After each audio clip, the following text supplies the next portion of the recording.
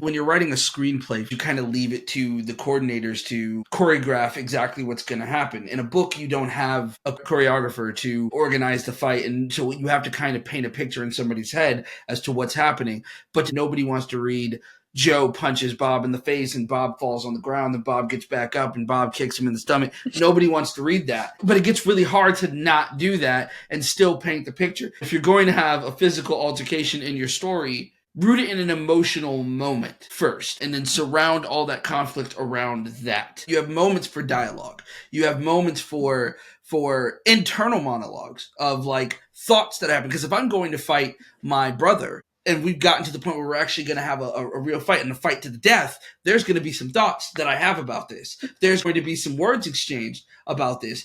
The best advice I can provide is in your first draft, do blow by blow. Just do the blow by blow. Get that all in your head so you know exactly where everybody is and what's happening. And then when you go back in, just cut it out. Only keep in what's most impactful and then replace the stuff that you take out with something more sensory or environmental, and then kind of build around that. And then you have a much better fight scene. But don't stress it. Don't stress it on your first stab at it, because it's okay. Pun intended.